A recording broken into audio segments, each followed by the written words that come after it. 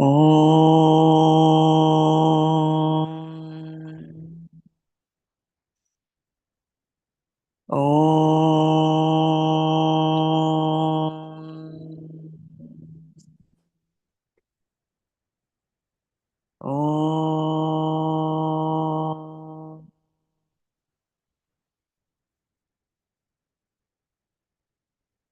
ॐ ब्रह्मानन्दं परमसुखदं केवलं ज्ञानमूर्तिं विश्वातीतं गगनसदृशं तत्त्वमस्यादिलक्ष्यम् एकं नित्यं विमलमचलं सर्वधी साक्षिभूतं भावातीतं त्रिगुणरहितं सद्गुरुं तं नमामि।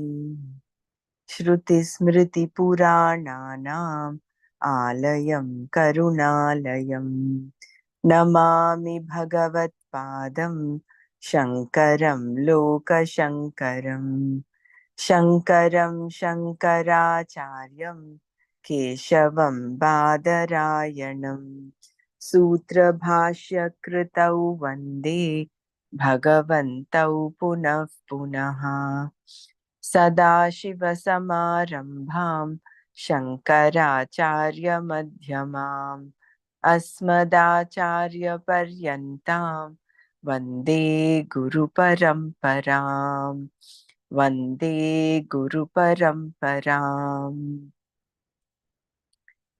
ॐ सहना भवतु सहनौ भुनक्तु सह वीर्यङ्करवावहै तेजस्विनावधीतमस्तु मा विद्विषावहै। ॐ शान्ति शान्ति शान्तिः। नारायणं नमस्कृत्य नरं चैव नरोत्तमं देवीं सरस्वतीं व्यासं ततो जयमुदीरयेत्। ॐ श्रीकृष्ण परमात्मने नमः। अथ श्रीमद्भगवद्गीता अष्टादशोऽध्यायः मोक्षसंन्यासयोगः। श्रीभगवानुवाच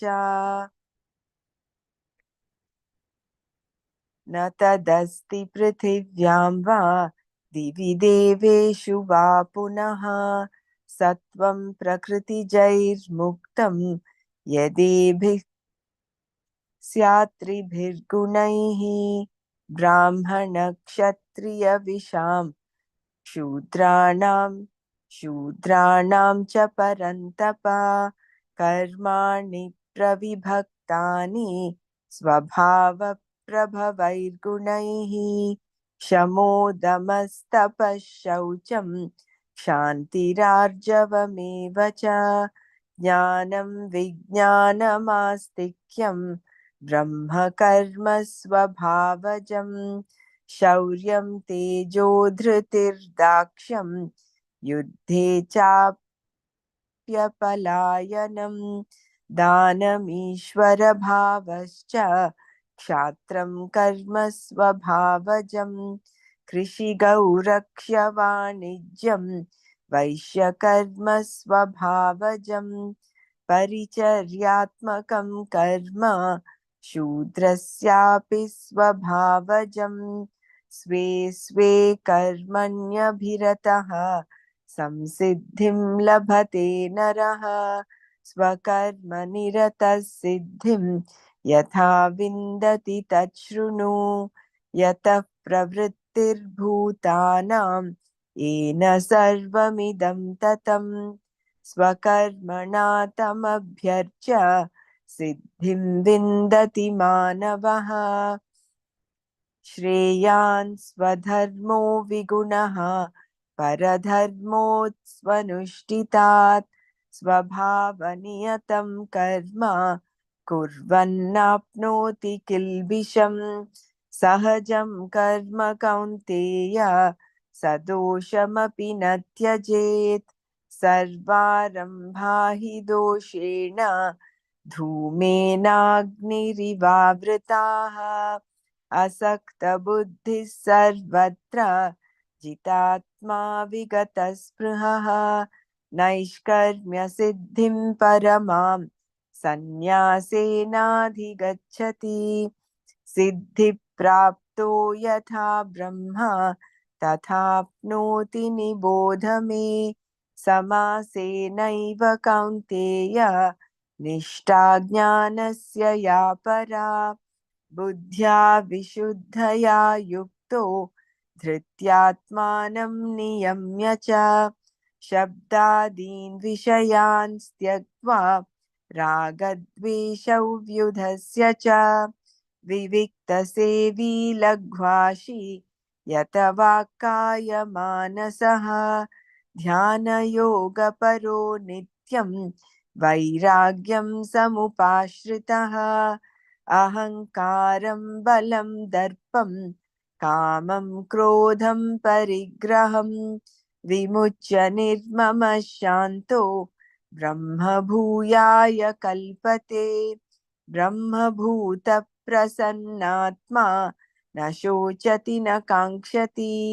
समः सर्वेषु भूतेषु मद्भक्तिं लभते पराम् भक्त्या मामभिजानाति यावान्यश्चास्मि तत्त्वतः ततो मां तत्त्वतो ज्ञात्वा विशते तदनन्तरम् ओम तत्सत्।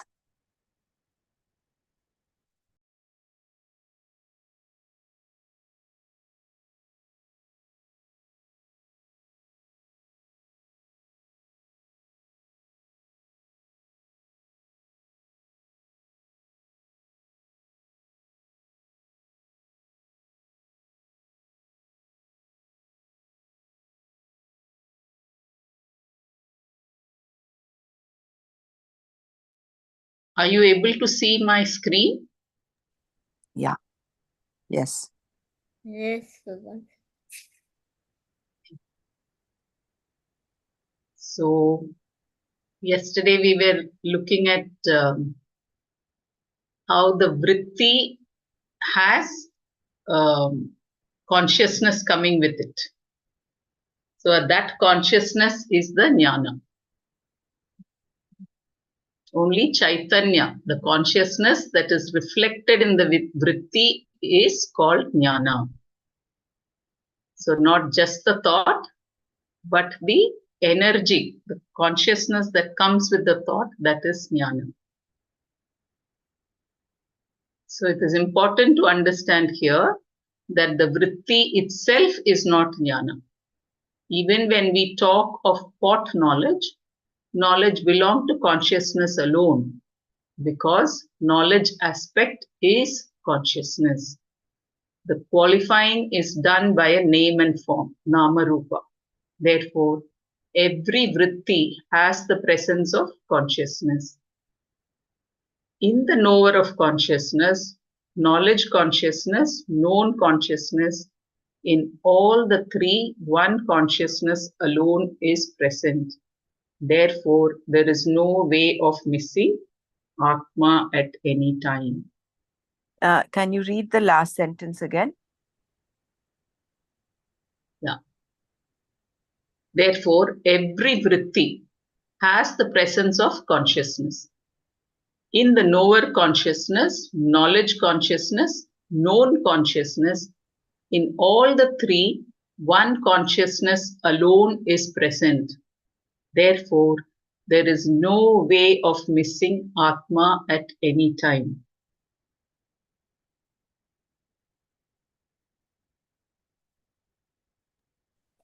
Means it is all time, all everywhere. Yes. It is, in the sense, see, whole of Maya, whole of creation is nothing but a reflection of Atma, is nothing but an illusion that is that has Atma as a substratum. So Atma is running in and through all aspects of creation. Wherever you touch, whatever you touch. If you remember that the example given, in order to wake up someone, no matter where you touch him, he will wake up. Similarly, uh, in all of creation, there is Atma that is pervading in and through. Yatah pravrittir bhutanam ena sarvamidam tatam. So it is pervading in and through. So wherever you touch, whatever you do, there is that element of consciousness embedded in that. So this Nama Rupa, there are 5 things, no? Nama Rupa, Asti Bhati Priti. So this Asti Bhati Priti are there everywhere. Nama Rupa is what keeps changing. What we do, when you hold on to Nama Rupa, you're getting rooted in samsara. Whereas we detach from Nama Rupa and hold on to that eternal Asti Bhati Priti, then we have that Jnana Nishta.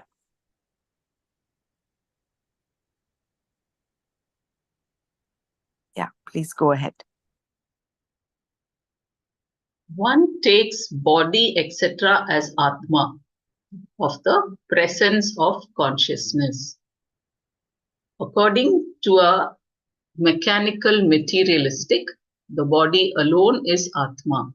Deha eva Atma. Another materialistic, Lokayatika. Lokayatika says that the physical body is endowed with or is qualified by consciousness. The body enjoying the attribute of consciousness is the Atma. When body is dead, consciousness, Chaitanya, goes away and there is no longer an Atma. For others, the senses, Indriyas, enjoying consciousness are the Atma. These are also Charvakas, who have thought about this Atma and have concluded that the senses, Indriyas, are Atma. They contend that merely the body alone cannot be the Atma, because without the functioning of the senses, the body cannot function, as in sleep. Therefore, the senses are the real Atma. Another Charvaka says that the mind is the Atma. Because of reflection of the mind in the sense organs and body, they also become conscious. Therefore, according to him, mind is Atma. Then there are others, the Shanika Vijnanavadis, who say that the flickers of consciousness obtaining in the buddhi in the form of vrittis are the Atma. Vritti alone is Atma. Still others say that Atma is interior to the buddhi. The buddhi is only an effect, karya, while Atma is its cause, karana. In deep sleep, Atma is available, but the buddhi is not.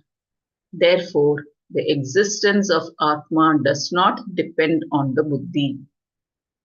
Through the method of invariable concomitance and discontinuance, anavaya vyatreka, Vyatireka. anavaya vyatireka, they arrive at the conclusion that whatever obtains in deep sleep is the Atma, the unmanifest, the avyakta, the undifferentiated, avyakrita state of ignorance is taken as Atma. Those people who do not recognize the Atma as independent of avidya see avidya as the intrinsic attribute of Atma.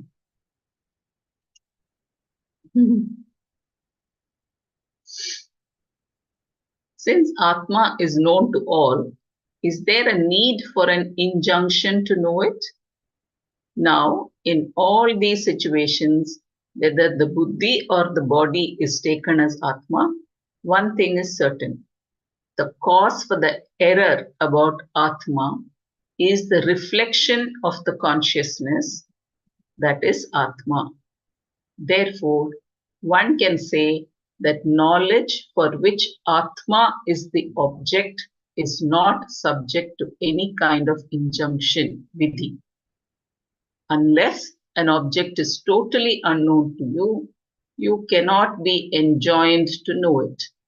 I can legitimately say that you must know a mangosteen, for example, because you have no idea as to what it is. Whereas to say that Atma has to be known by you, jnanatva, jnanatavya, is not, because it is not something totally unknown. Ajnana, ajnanta, jnatavya, and this is ajnanta, ajnanata. In the Ajnata. ajnata, ajnata. In the body, the senses, mind, and even the unmanifest condition, avyakta, is the reflection, abhasa, of the consciousness, which is the Atma. In the body, the senses, mind, and even the unmanifest condition, avyakta, is the reflection, abhasa, of the consciousness, which is the Atma. They are all conscious because they enjoy the reflection of consciousness. And because of this reflection, there is the delusion that each one is Atma. Why do I take the body as the Atma? It is because this consciousness is there. I am a conscious being who is conscious of the world, and this consciousness seems to have a limit, the physical body. I become one column of consciousness, one individual consciousness. The body being conscious, it is but natural for a person to take the body as the Atma. So too, it is natural to take the prana as the Atma, the mind as the Atma, the senses as the Atma, the buddhi as the Atma, because they are all conscious. The unmanifest avyakta is also taken as the Atma. Since the state of deep sleep is an experience which everybody has to account for, the basis for all these delusions about the Atma is the reflection of consciousness in these various media. Because it is not totally unknown, someone comes to the conclusion here that the knowledge of Atma need not be enjoined.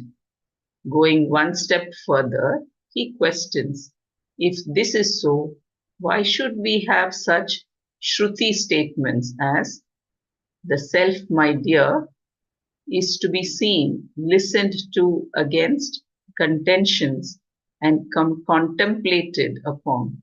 Atmava or Atma va are drashtavyah, shrotavyah, mantavyah, nididhyasitavyah.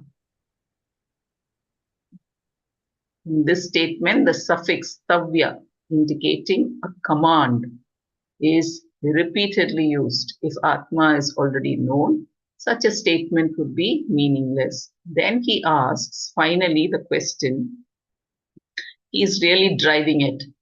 Why should we even study the Shruti if Atma is already known? Even though the Atma is prasiddha, there is confusion about it. It is true that Atma is not to be known like an object, like mangosteen, but there is a confusion about Atma, and that confusion alone is to be removed. Because Atma is well known, prasiddha, for everybody. Anybody can take it for anything. Atma is the most abused word in the world and also the object of utmost concern for everyone, for anyone. If you say that you are not concerned about yourself, but about your father, I will ask you, why are you concerned about your father? If you say it is because he is not well, then I would say that he should be concerned about that and not you. If you then say that if he is not well, you cannot be happy, then my question would be, about whom are you concerned? Then you have to answer that you are concerned only about yourself, even when you are concerned about your father. There are many objects in the world about which we have various degrees of concern. But if there is one word whose object receives our utmost concern, that is Atma, I. At the same time, it is the word about which there is the most confusion. In fact, all the concern is due to the confusion. Because there is confusion, there is concern, and the concern reveals that there is confusion. Therefore, the Shastra enjoins us to resolve the confusion. The concern of mortality, concern of mortality, aging, being nobody, and thus wanting to prove that I am somebody are all centered on I. And this concern is what we call samsara. So the concern of mortality, aging, being nobody, and thus wanting to prove that I am somebody are all centered on I. And this concern is what we call samsara. Samsara can be summed up as concern about yourself, and this concern is due to confusion. Therefore, Atma is not unknown. It is known, but not properly, not as it really is. There is no injunction, vidhi, that Atma to be known as an object, for it is already known, but wrongly. You are committing a mistake, and therefore only the correction of the mistake has to be done.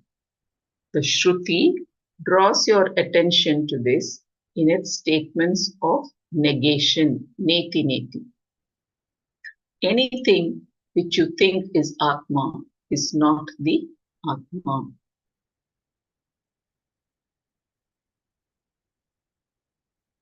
The removal of superimpositions alone is Atma Jnana.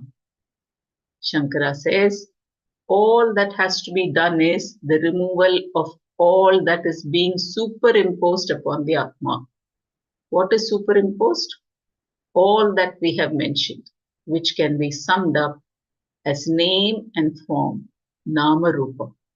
Atma is mistaken for avidya or avyakta, the unmanifest cause, then variously as the effect in the form of the mind functioning either as buddhi or manas, which is a vritti that has no existence apart from the Atma. Being superimposed, none of this is real. Similarly, indriyani, the senses, deha, the body, etc. Also, all of which are not Atma are superimposed upon Atma, and that superimposition has to be removed by knowledge. Here Shankara elaborates. Here what he said in his opening statement that Atma can never be an object in order to make it very clear. He says that what has to be accomplished is not knowledge of the consciousness, which is Atma, but the removal of the superimposition of the Anatma, that is the Nama Rupas on the Atma. Nama Rupadi Anatma Adhyarupana Nivritti eva karya na atma chaitanya vijnanam. I hope I managed it. Yeah, you Pravaraji did will. well. Okay. So that is the Atma Rupas on the Atma. Nama This is Rupadi. exactly what Gurudev said. In order to get enlightenment, it's a simple process. You just have to take the whole world as people without faces, the whole thing without faces. So look at the world as without having names and faces. Then that state is enlightened. So what we need to do is remove this confusion. Because what is prasiddha, it is already there, is Atma. We don't need to accomplish by getting knowledge of Atma. Knowledge of Atma is there. What is there is the superimposition of this confusion. This confusion or the superimposition is what we need to remove. Individual consciousnesses we have to remove because of the Nama Rupa. We have, means we label and we make it the, because of the Nama Rupa, even if the person is there, the consciousness is the same along everyone, but we make it a individual consciousness. So if we remove the Nama Rupa, only the consciousness will be prevailing everywhere. And for that First ignorance to go, we need a guru. It's quite an impossible task to remove your individual consciousness. Only a guru can help you remove that ajnana or avidya. That's what I think. Body consciousness has to go. that is the main aham bhava. That ego has to go. That ego when means I am doing this, I am, that I am has to be removed. Doership has to go. Body conscious has to go. So when we go in meditation, we forget the body consciousness. We are one with the Atma is not. Brahmaraji, I have a question. We are very close to the Atma while we were sleeping. So can you explain that little further? Consciousness is there. That ego is not there, no. So when you forget what you are. It's because you're not identifying yourself with the rest of the equipments. In deep sleep, you don't have body consciousness. You don't have the identification with the mind and buddhi. You're in that karana sharira state, which is why that is supposed to be closest to Atma. Senses are working, so means behind the senses also consciousness there. Yeah. Without consciousness, senses won't work. The only thing which is true is consciousness. What is the definition of truth? That which remains unchanged in all three states of time, in all three times, all three states. That is Satya, right? Everything else keeps changing. Everything else keeps changing. The very fact that in our sleep, we do not have body consciousness, we do not have, so that means it is not there in deep sleep, which means the body is not real. Similarly, the mind, the buddhi. So it is only out of this vichara and this viveka that we get out of this confusion. of what Atma we take Atma to be. That is enlightenment. It is not some new knowledge that we acquire. We don't need to acquire anything. We need to polish the mirror so that we have a proper vision of what we truly are. Removing that mala is what we need to. Removing that avidya is what we need to do. And that is what the Shruti gives us. There was a beautiful question. If Atma is there everywhere, then what is the need of Shruti? The Shruti is required to remove this mala, remove this ignorance.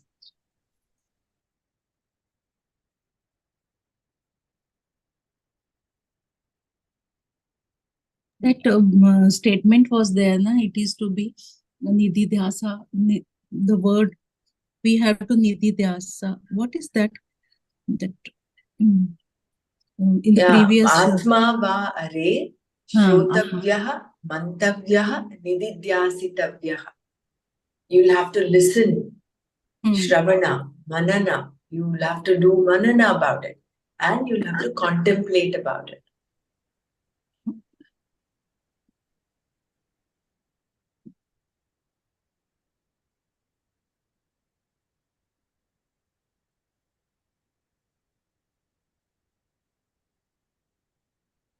Shall I continue?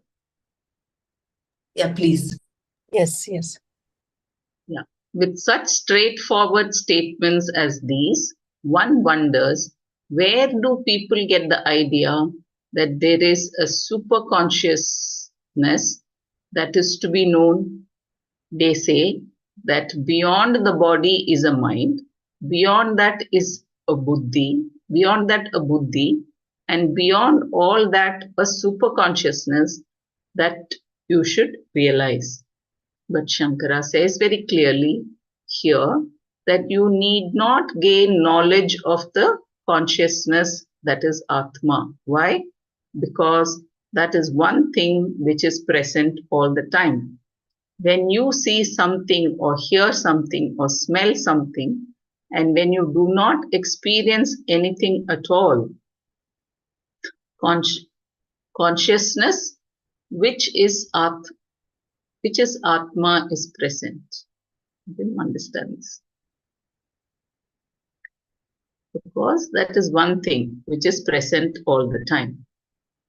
When you see something or hear something or smell something, and when you do not experience anything at all, consciousness, which is Atma, is present. Okay.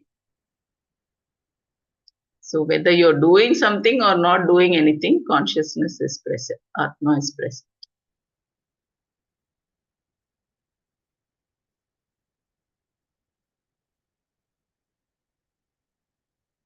So there is nothing for us to go beyond the buddhi to find this super consciousness. It is already there. Then what do we have to do? We have to remove the varieties of notions we have superimposed upon the Atma. How? By inquiry, vichara, into what is Atma and what is not, with the help of Shastra. Atma is commonly taken as the various things that are superimposed upon it by ignorance of its Swarupa. In such forms as the mind, as eyes and ears, in anything you see, anything you encounter, in that form, the consciousness that is Atma is always present, prasiddha. It is known to everyone, including the Buddhist, the Charvaka, and the naturalist, as qualified by the mind, or by the sense organs, or by the body. Whatever be the school of thought, all that they do is adding a qualification to the Atma. Even a person who has not thought about has some conclusion about the Atma, which is wrong. Being known to everybody with all these superimpositions, Atma is not to be known. as we usually understand knowing, but is to be known in a special way. That is, by removing all the erroneous notions about it. It is already known, but with confusion. And therefore, removal of the confusion is what is called Atma Jnana. There is no objection of the Atma, objectification of the Atma. That is why it is said in the Kena Upanishad that he who says he knows the Atma does not know the Atma. Of course, he who says he does not know the Atma also does not know. Even though he says he does not know the Atma, the one who says so is the Atma. Atma is always prasiddha, evident to one. And therefore, knowledge of the Atma is not one of an aprasiddha, vishaya at any time. Can you just read the last few sentences? So, by removing all the erroneous notions about it, that is what we have to know. It is already known, but with confusion, and therefore removal of the confusion is what is called Atmajnana. There is no objectification of the Atma. That is why it is said in the Kena Upanishad that he who says he knows the Atma does not know the Atma. Of course, he who says he does not know the Atma also does not know. Even though he says he does not know the Atma, the one who says so is the Atma. Atma is always prasiddha, evident to one. And therefore, knowledge of the Atma is not one of an aprasiddha vishaya at any time. So he has to inquire into this. Who is saying that I don't know Atma? So that is the Atma. So he has to do some inquiry. Suppose you have knowledge of a crystal. Previously, it was not known by you, and now it is.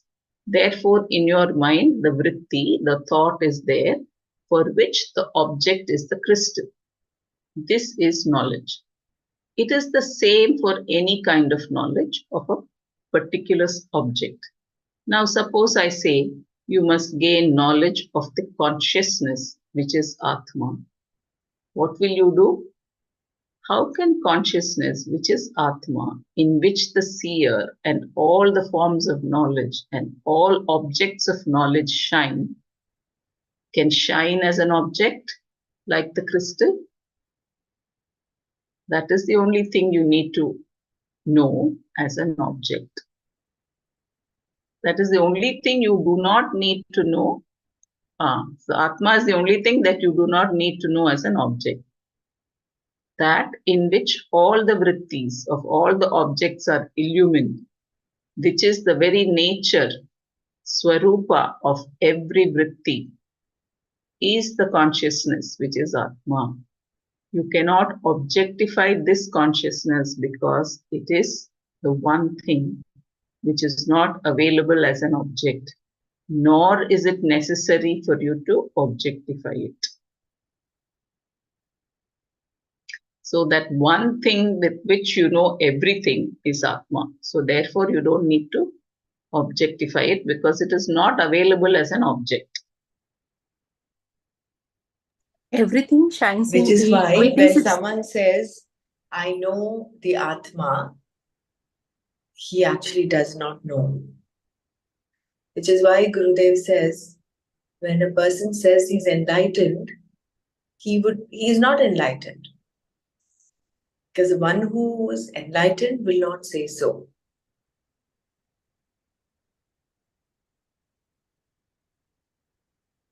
Yeah. You can say, I am not enlightened. That is because you know it. Even though you say you're not enlightened, the person who's saying is Atma. The thing is, he's still covered by that confusion, therefore he's not able to say So That the if he soul. says, I am Atma,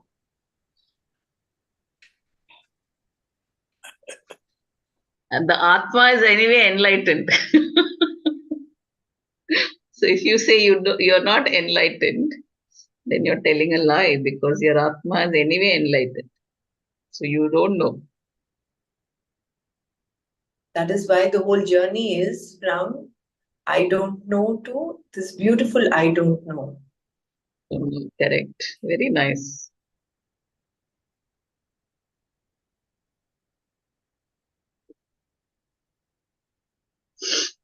It's a matter of wonderment.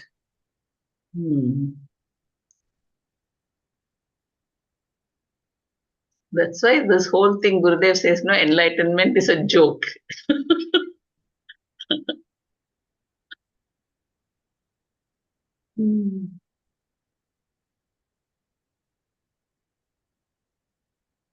Buddhists say buddhi vritti Which is why is that Atma. letting go is so important. We only have to learn to let go. We're holding on to so many things. It becomes concepts then. Yeah.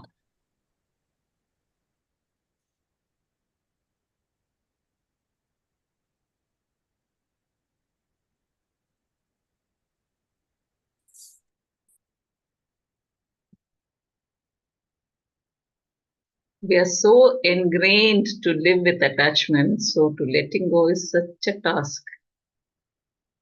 But we have to practice it. There's no other way.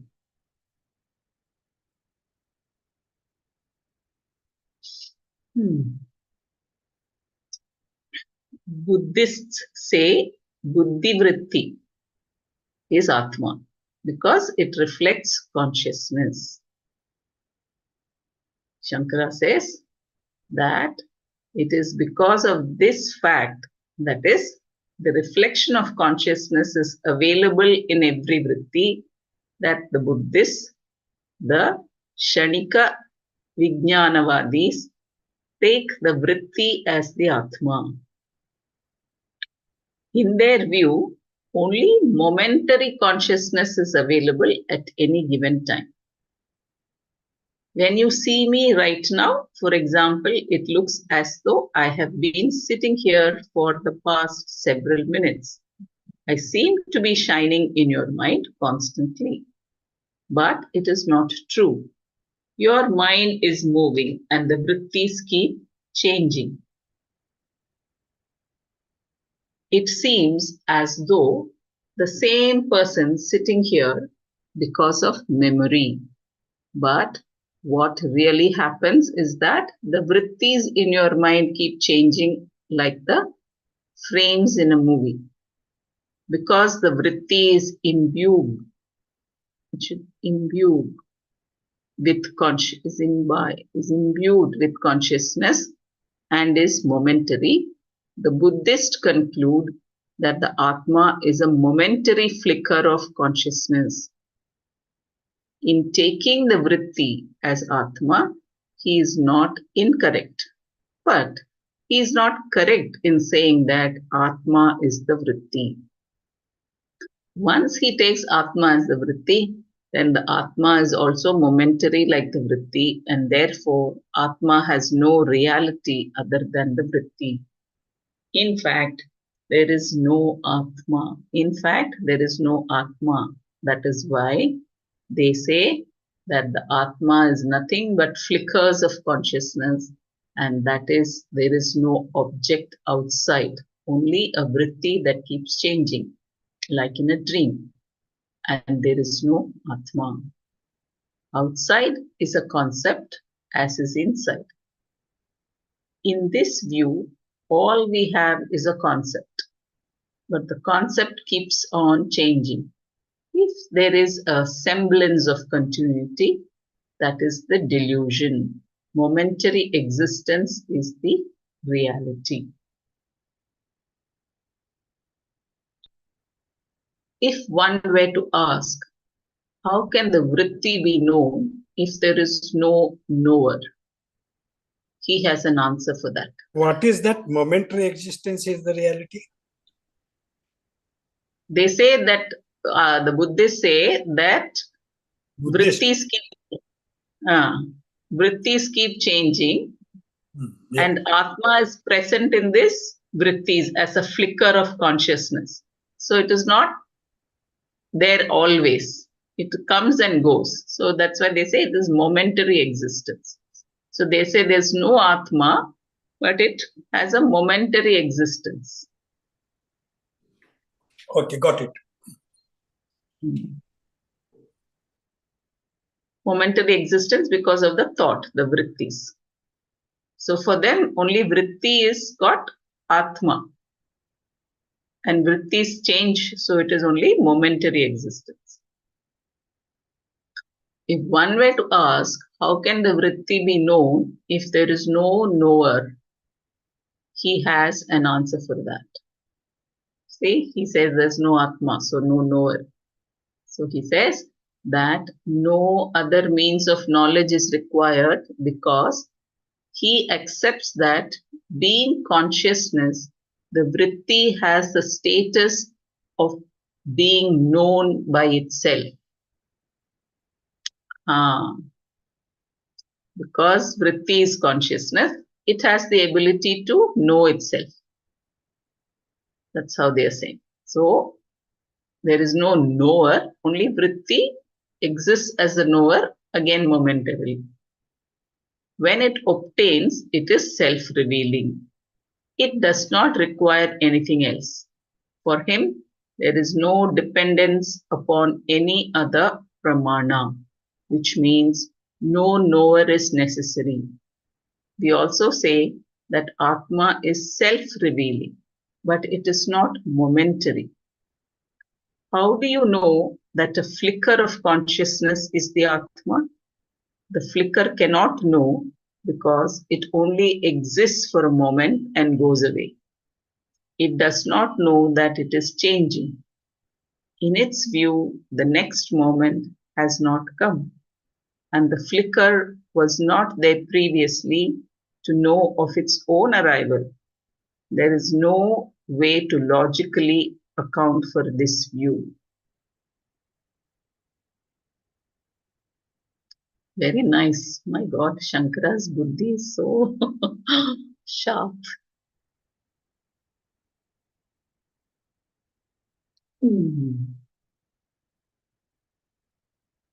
Do we need to do Manana or shall we continue?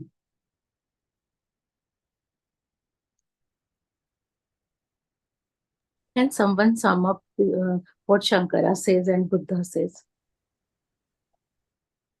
So Buddha says that the Buddhists say that Buddha just said there is no Atma. He didn't talk about God at all. But the Buddhists who came later, I suppose, who made all the philosophies, they said that since Buddha said there's no Atma, this Atma comes in the vritti. Consciousness comes in the vritti, and vritti is changing, is momentary. So Atma's existence is only momentary. So Shankara says, if something is momentary, how will it be the one who knows everything? The knower. So they argue that when the vritti comes, it is known by itself. It has the status of being known by itself. So for that moment, it knows. So then Shankara says, if such is the case, this vritti, before it came, it has no knower.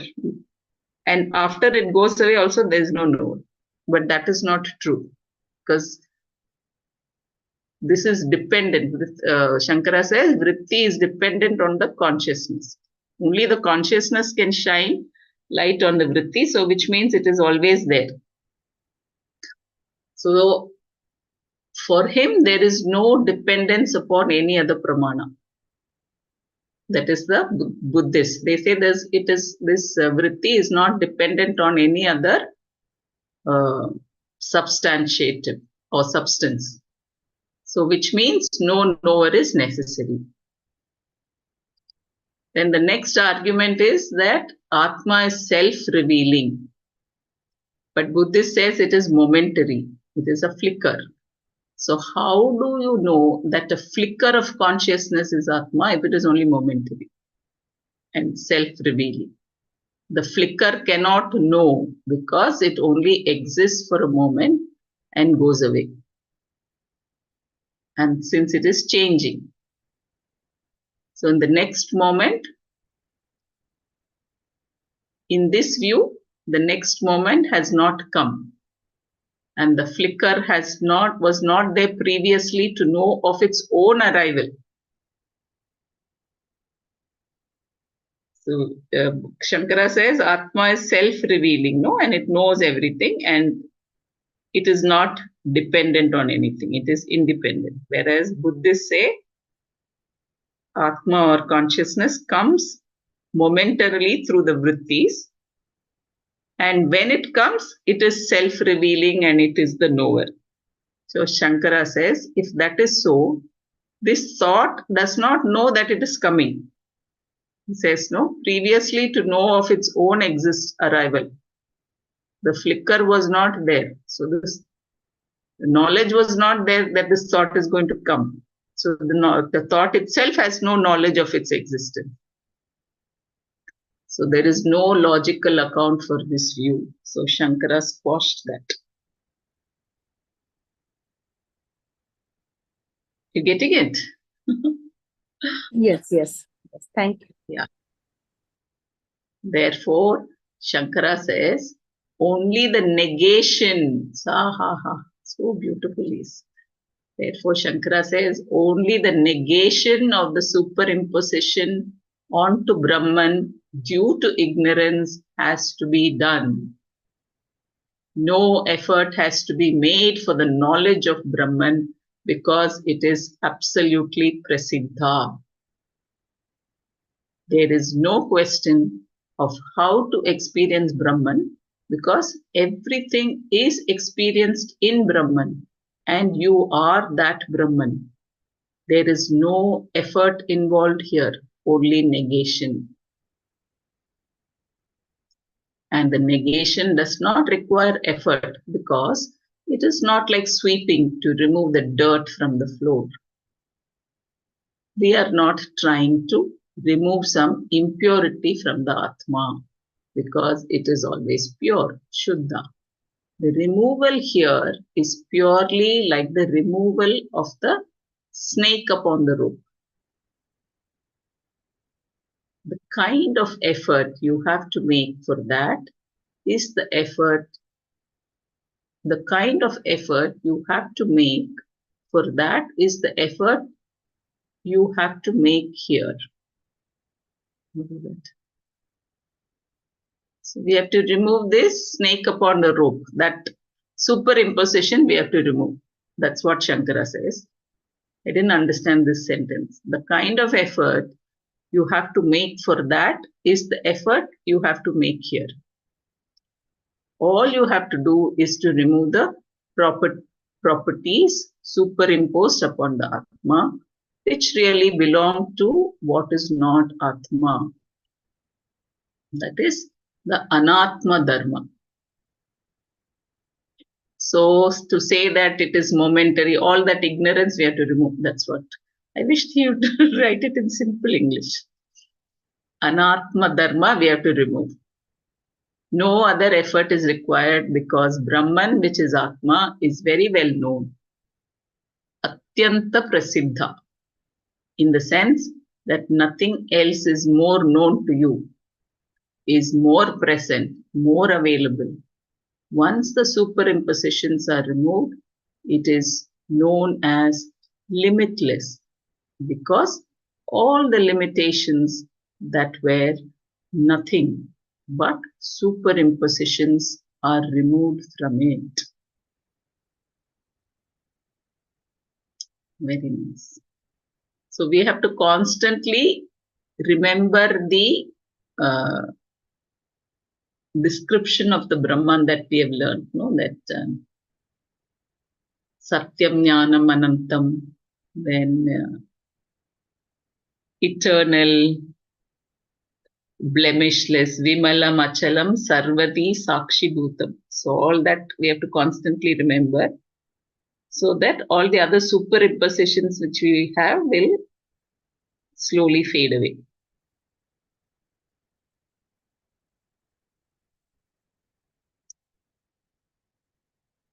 That Brahmanandam Paramasukhatam Kevalam Jnanamurtim.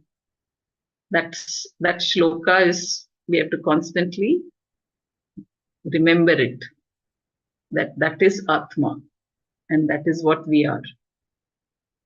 So then all the limitations we put upon ourselves and on others will, in due course time, will go away. So that is the effort, removing the superimpositions. We have some concept about ourselves also, no? That also we have to remove. There was one sentence in the paragraph before.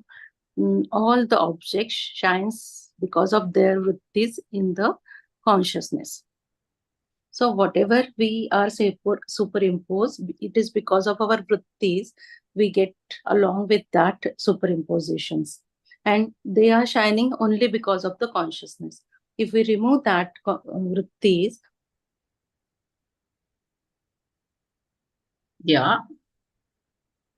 If we remove that vrittis, means we cannot remove, but just know that it is a vritti, then we are very closer. Like that? Yeah.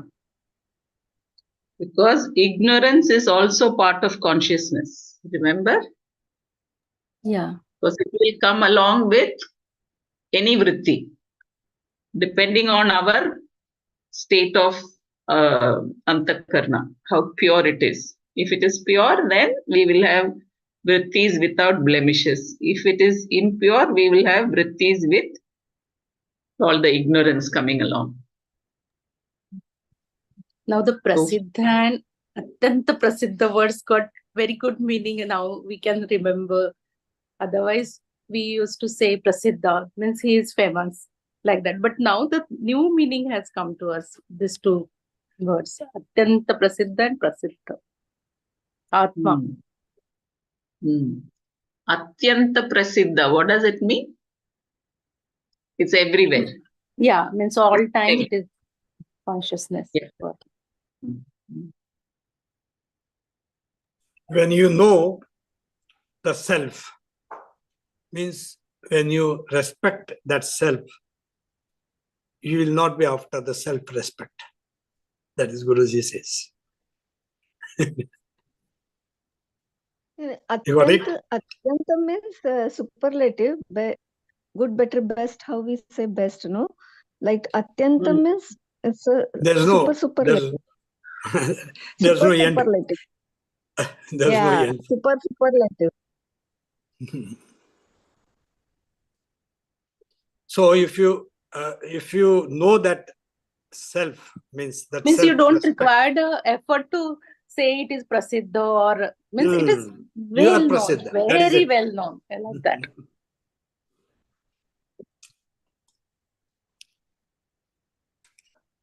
Because it's used in all traditions. Atma, soul, these words are there in every tradition. So everybody knows these words. But the way we have understood is the problem. All the superimpositions. So that we have to remove.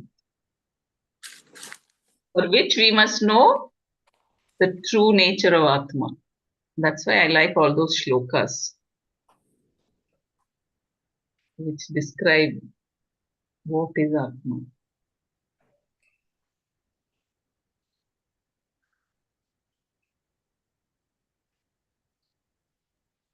Asangoham punah punah.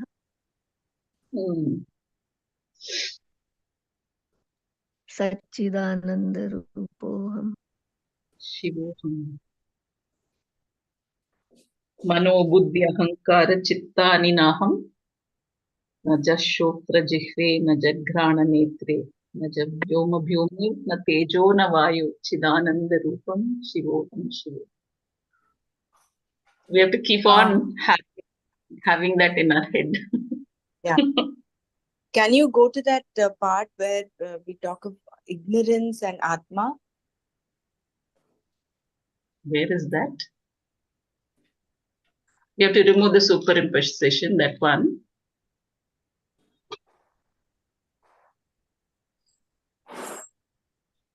Which one, Brahmaraji? I think there was a concept that someone has, that avidya is Atma, and how Shankara refutes that.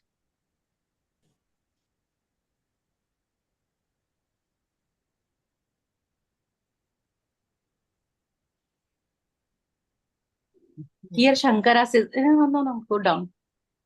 Removal of superimposition, second paragraph. Here Shankara elaborates here what he said in his opening statement, that Atma can never become an object, in order to make it very clear. He says that what has to be accomplished is not knowledge of consciousness. This is what we are trying to do. You don't have to accomplish the knowledge of consciousness, which is Atma, but the removal of the superimpositions of the Anatma. That is the Nama Rupas on the Atma. Nama Rupadi Anatma Adhya Rupana Nivritti Eva Karya Na Atma Chaitanya Vijnanam. This one.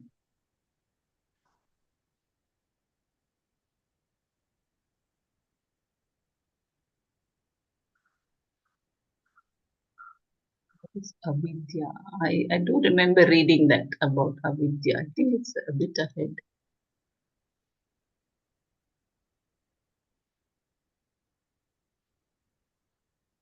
I think, I'm not sure whether it is here, but I suppose we were discussing that avidya is Atma. Is that what I... It is in the very starting of the page, some page. It was concepts. That was only Okay. a concept. It was not what Shankara said. Why is avidya considered Atma? Because Maya is avidya. And we are, all this superimposition is all Maya only. So we have to remove the Maya.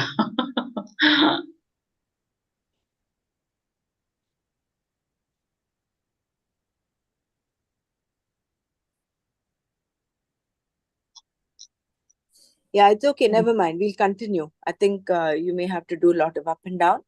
You can continue from where you left. Yeah, we'll see here. See, once the superimpositions are removed, it is known as limitless, because all the limitations that were nothing but superimpositions are removed from it. So that is why the Maya comes in between and puts that veil, of ignorance. So we cannot know by our own effort. I feel like that. We can do all the Antakarna Shuddhi and all that. We can put that effort. But to remove the veil of ignorance, we need Ishvara grace of the Master. Ishvara's help. If no effort is needed, why is Brahman not known?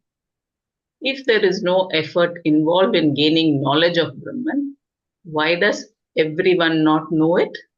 Shankara says, it is because the mind is robbed away by the various modes of names and forms. One mistakes Atma for one of them and thinks Atma is a doer, karta, enjoyer, bhokta, ignorant, ajnani, etc. But even for those people whose mind is robbed away, Brahman is totally present all the time. The most easy to know and the very nearest. There is nothing nearer than the Atma, because it is yourself. Even so, For those whose mind is robbed away like this, it is to be known. If discrimination is lacking, what is present seems to be not present and difficult to understand.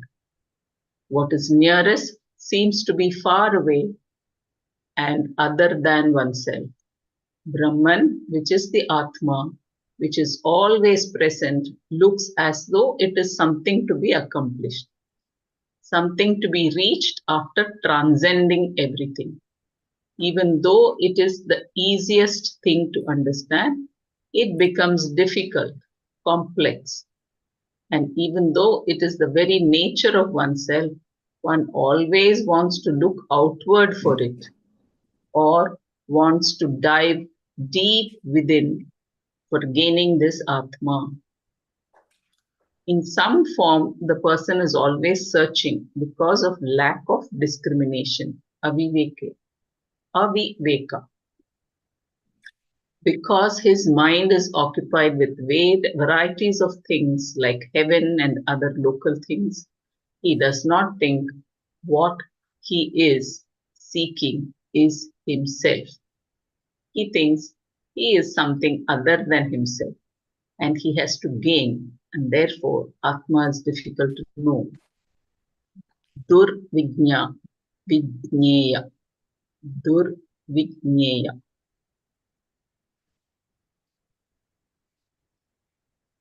I think this is what we are all experiencing, no?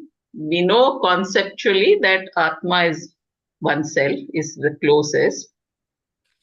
And we also know the concept about Atma or the description of the Atma, but we don't see it in ourselves. We struggle because of the impurities and superimpositions that we have gathered through all these lifetimes.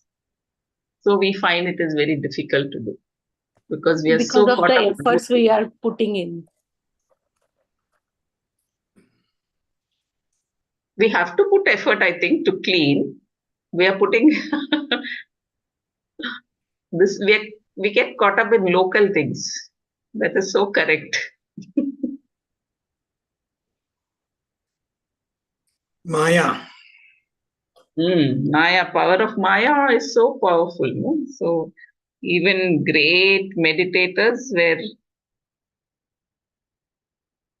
in the grip of Maya many times. So that is why removing this ignorance to some extent is possible with maturity of the mind. It comes, but the total removal of ignorance and the total enlightenment and all is possible only when we are that pure, and then we have to wait for the grace to come, all that. But it is nice. That effort is nice, I feel.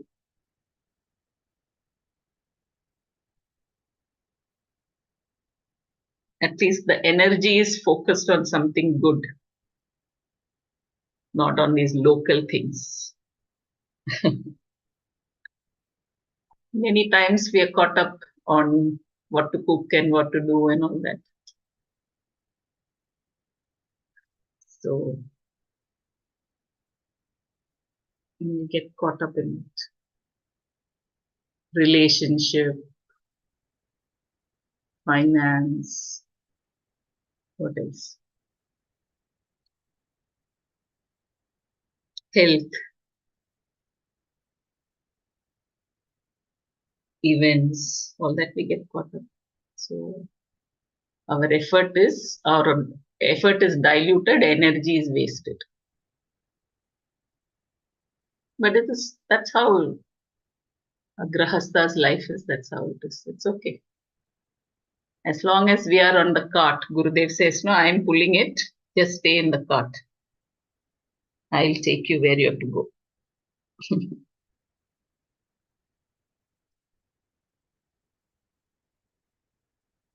For the adhikaris, Brahman is easily known.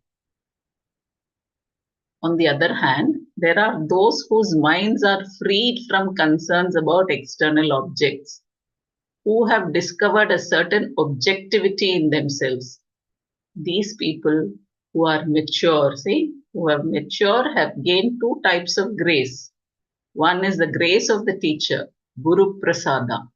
Some people think this means Guru touches you somewhere and you get some special experience as though he is transferring some power to you and awakening your Kundalini. This is all nonsense.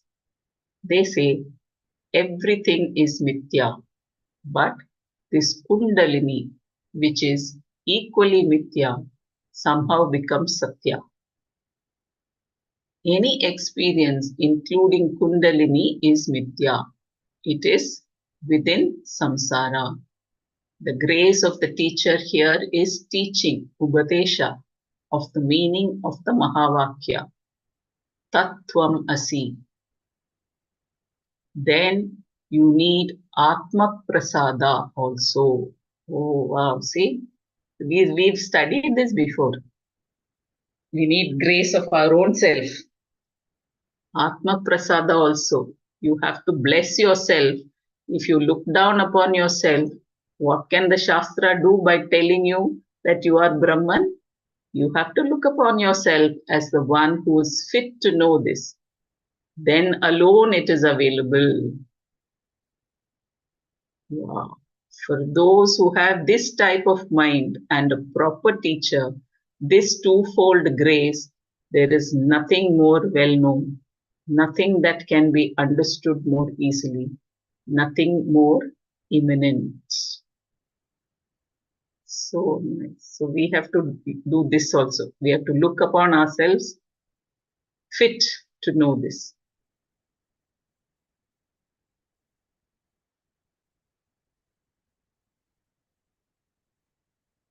Very nice. Needs lot of patience.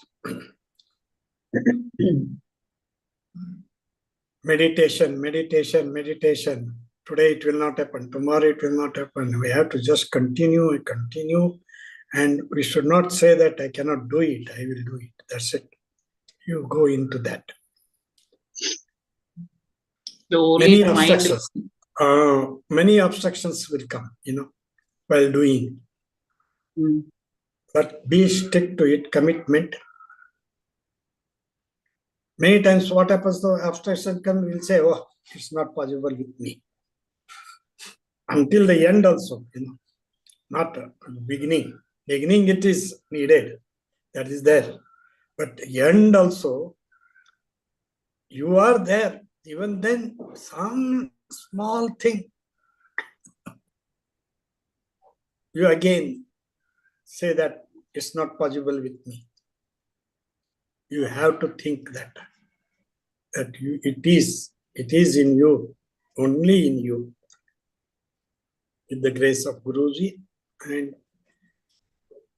and your own grace, twofold grace. That is what Atma Prasada. Yeah, correct. This was said in the same form in the 9th chapter. Pratya Savagamam Dharmyam. I don't know how to say this. Pratyaksha Vagamam Dharmyam. Pratyaksha Vagamam Dharmyam. Yeah, you said it right. This Vastu, which is not away from Dharma and can be understood by living a life of Dharma, is directly always available. That means that for these people, Sat Chit Anandam Brahma is the meaning of the word I. See? So we have to constantly know that we are this. Sat Chit Anandam Brahma is the meaning of the word I. When I say I am sleepy, I is Sat Chit Anandam Brahma.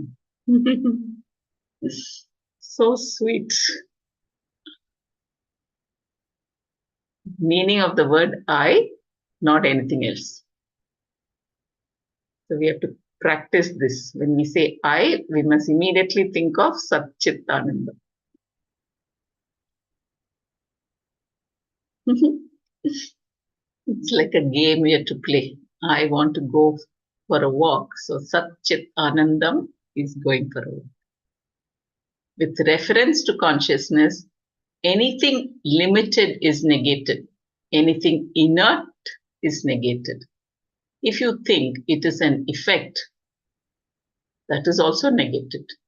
If you think it is a cause, that is also negated.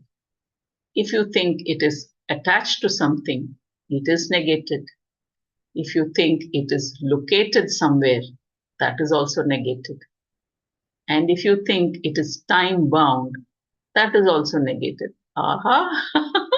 So Gurudev says, no, keep your house clean. You don't know when God will come. So keep your antakarna clean. You have no idea when the enlightenment will happen. So he says it is not time bound. And if you think it is now. time bound, it is now. He says, like this. Chutki mein aa jata hai. So if you think it is time bound, that also has to be negated. But how is it if you think it is a cause, that is also negated? We're looking at Atma as a substantive for everything, right? Gurudev says no, causeless cause. That is Atma. So even if you think this is the cause, that also has to be negated, because the sun has no cause for shining only on, it shines everywhere. So there's no cause for it. So like that, Atma has no cause.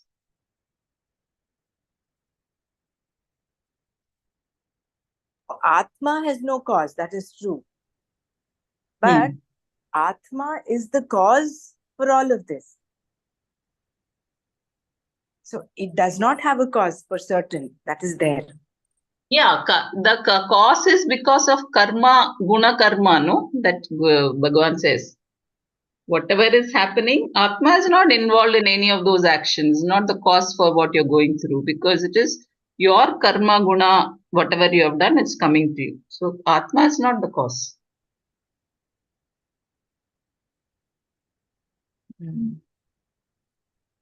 Yeah, I think I'll just finish this paragraph. And then please go ahead. Please finish it. This was said in the same form in the 9th chapter. Pratyaksha Vagamam Dharmam. This Vastu, which is not away from Dharma and can be understood by a life of Dharma, is directly always available. That means that for these people, Sat Chit Anandam Brahma is the meaning of the word I, not anything else. With reference to consciousness, anything limited is negated. Anything inert is negated. If you think it is an effect, that is also negated. If you think it is a cause, that is also negated. If you think it is attached to something, it is negated. If you think it is located somewhere, that is also negated. And if you think it is time bound, that is also negated. Satyam Jnanam Anantam Brahma is Atma. Therefore, there is nothing more well known, nothing nearer, nothing better, nothing else present other than this Brahman. So lovely. So you are free right now. No time. Not time bound.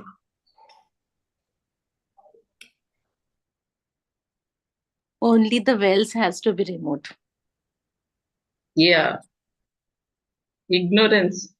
We have to work on removing the ignorance. The mind becomes mature. And we have to live this life of Dharma always. A courageous life, actually. Dharma life is a very courageous life. So we have to get rid of fear. Karuna, Santosha, all those are very, very important. Sanyama, those points are, they help in Karma Yoga. Removing all your Adhyana or cleaning Antakarana Shuddhi. It will happen hollow and empty. So be doing silence program.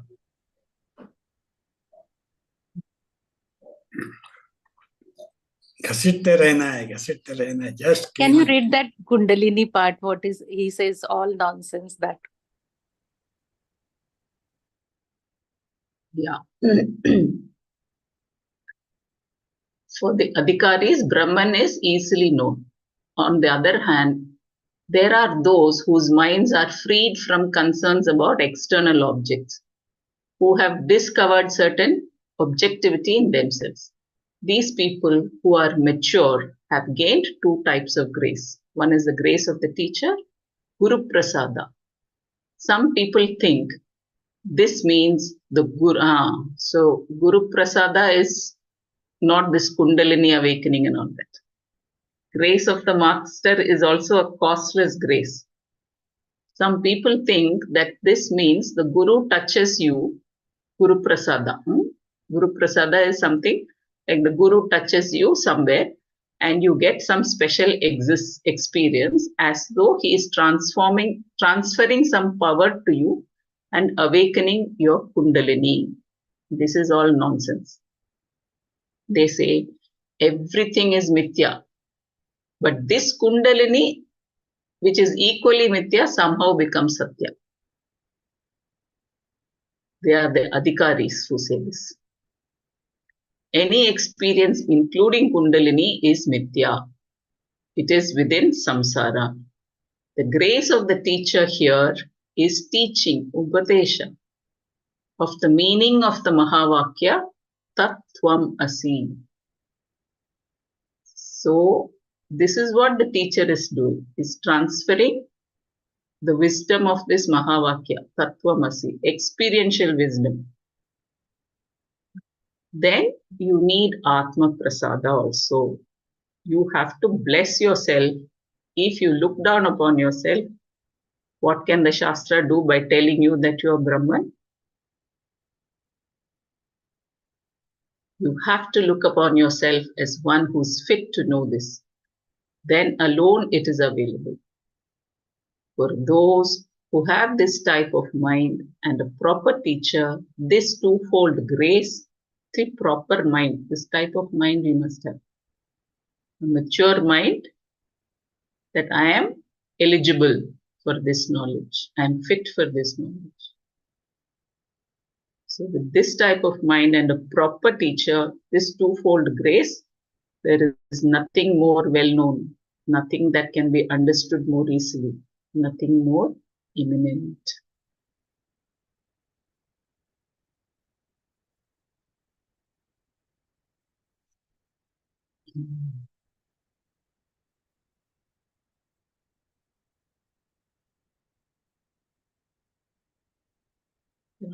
Anyone wants to share?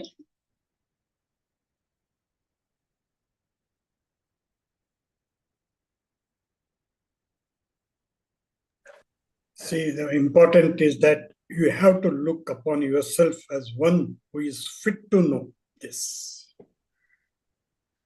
You cannot say it is not possible. You are. You can't come on the path with self-blame and guilt, Gurudev says. No, for me, it cannot happen. That many people say, no? Whenever I invite any people to the happiness program, BDSR means let it be. We are not fit for it. They say like that,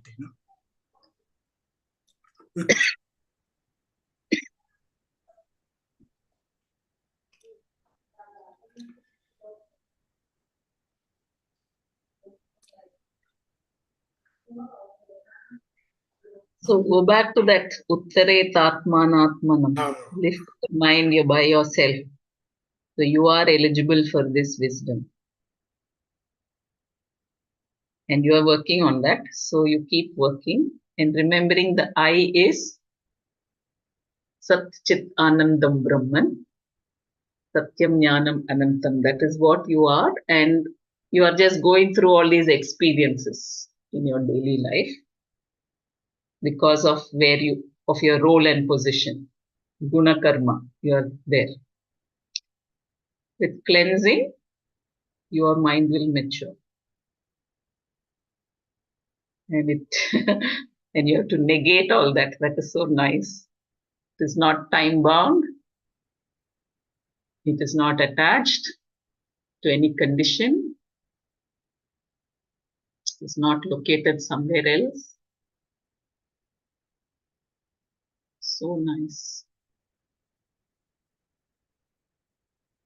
There's nothing more well known, nothing nearer, nothing better, nothing else present other than this Brahman. So we are all spiritual beings. We are all Brahman in various roles. Nama Rupa.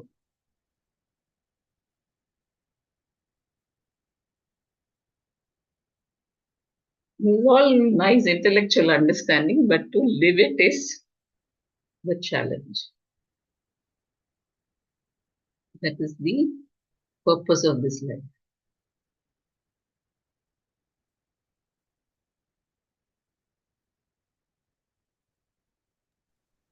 Yeah, should we stop here today?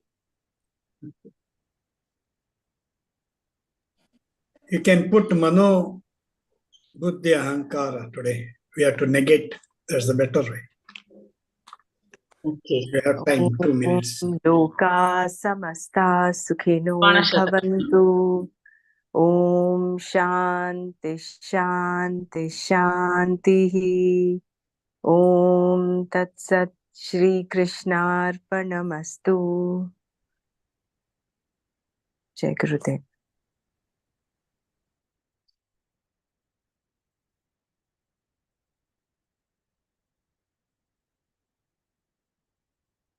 Wow, I just built the most amazing workflow on Monday.com. You build your own workflow? Why? There are a bunch of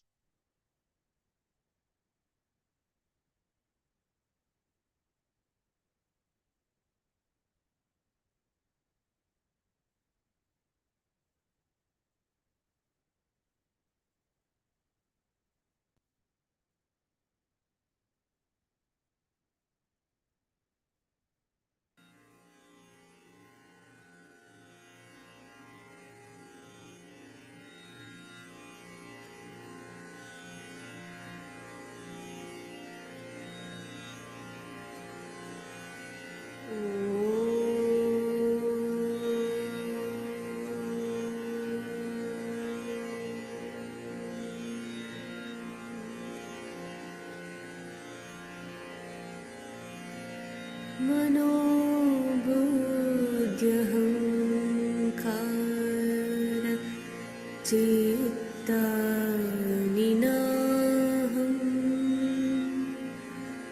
न च श्रोत्रजिह्वे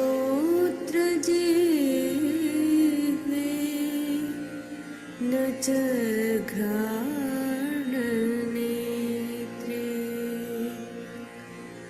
न च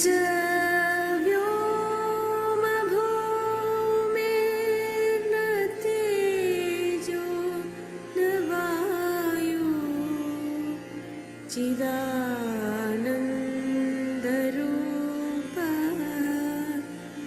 शिवोऽहं शिवोऽहं चिदानन्दरूपा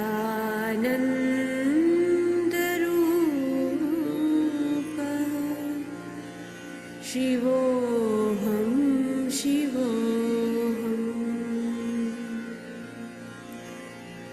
न च प्राणसंज्ञो न वै पञ्चवायु न वा सप्तधातु न वा पञ्चकोश न वाक्पाणिपादं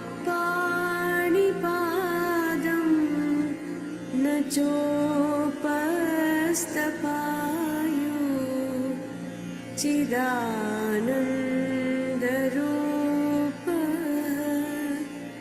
शिवोऽहं शिवोऽहं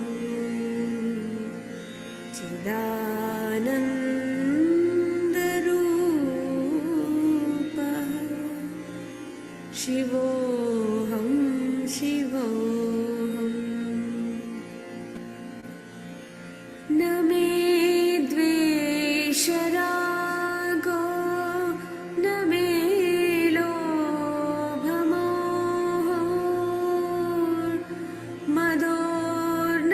मदोर्नैव मे नैव मात्सर्यभावः न धर्मो न चार्थो न कामो न मोक्षः चिदानन्दरूपः शिवोऽहं शिवोऽहं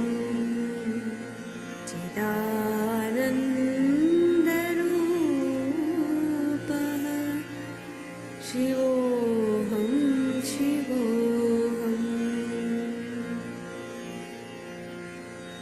न पुण्यं न पापं न सौख्यं न दुःखं न मन्त्रो न तीर्थं न वेदा न यज्ञः अहं भोजनं नैव भोज्यं न भोक्ता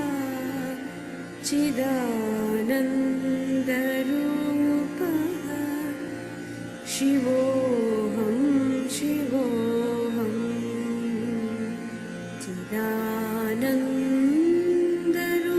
चिदानन्दरूपः शिवोऽहं शिवोऽहम्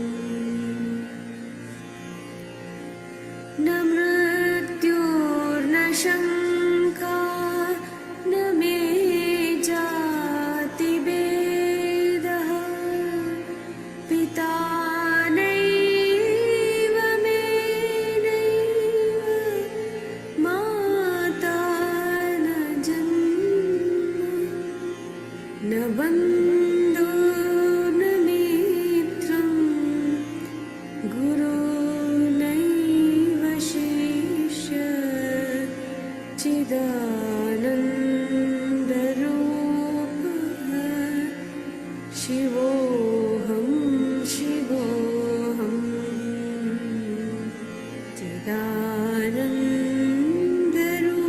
चिदानन्दरूपः शिवोऽहं शिवोऽहम् अहं निर्विकल्पो निराकाररूपो विभूत्वाच्च सर्वत्र सर्वेन्द्रियाणां न च सङ्गतं नैव मुक्तिर्न मेया चिदानन्दरूपः शिवोऽहं शिवोऽहं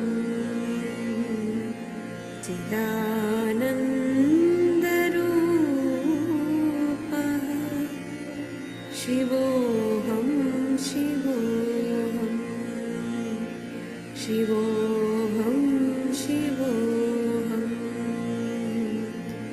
शिवोऽहं